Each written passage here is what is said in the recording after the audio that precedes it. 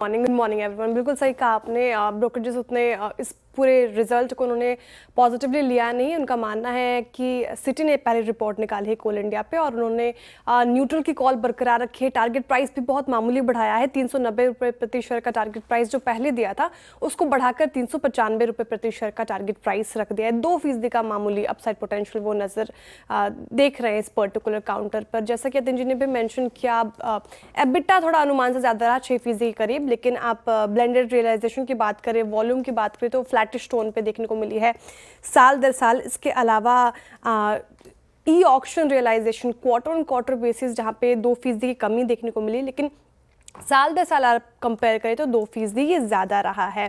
Firm का मानना है कि वैल्यूएशन के चलते स्टॉक ज़्यादा गिरेगा नहीं, लेकिन ऐसे कोई खास ट्रिगर्स है नहीं कि स्टॉक बढ़ भी सकता है, इसलिए फिलहाल न्यूट्रल की call. Good morning sir. Dabur आप देखें तो नतीजे खराब आने के अनुमान थे और वही आते हुए दिखे हैं और ये स्टॉक ऐसा है अपने 52 वीक हाई से 28% तक करेक्ट हो चुका है। एबिटा मार्जिन की इसकी बात करें तो ये पिछले 10 साल के निचले स्तर पर आ गया है, इसलिए मॉर्गन स्टैनली अंडरवेट है इस पर्टिकुलर काउंटर को लेकर। और टारगेट प्राइस की बात करें तो उन्होंने 396 रुपये प्रति शेयर का टारगेट प्राइस रख दिया है। देखिए, भारत में कमाई 4% गिरी है और कारण इसके रहे शहरी इलाकों में स्लो डाउन और महंगाई।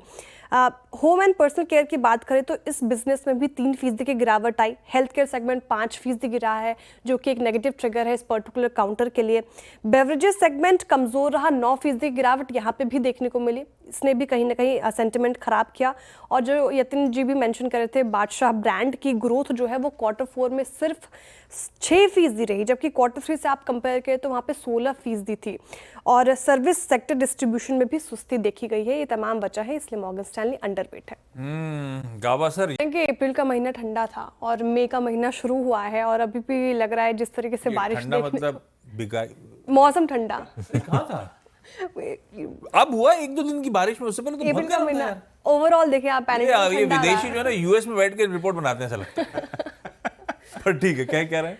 और इसलिए कह रहे हैं कि मई का महीना अभी शुरुआत हुई है, वहाँ पे भी ठंड देखने को मिल रही है, तो वो एक बड़ा लेगार्ड साबित हुआ है वोल्टास और एसी कंपनीज के लिए। लेकिन ब्रोकरेज थोड़े डिवाइडेड नजर आ रहा है, जहाँ पे सीएलएसए कह रहे हैं होल्ड कीजिए और टारगेट प्राइस की बात करें तो 1375 रुपये प्रति शेयर का टारगेट प्राइस रख दिया, यानी कि मात्र 10% का अपसाइड पोटेंशियल वो दिख रहे हैं।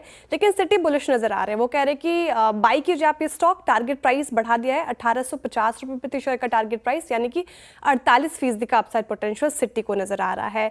सीएलएसए को रिजल्ट उतरे वाव नहीं लगे। उनका मानना है कि अर्निंग्स उनके अनुमान के मुताबिक नहीं रहा, स्ट्रीट के अनुमान के मुताबिक ही नहीं रहा, उम्मीद से कम ही रहा है।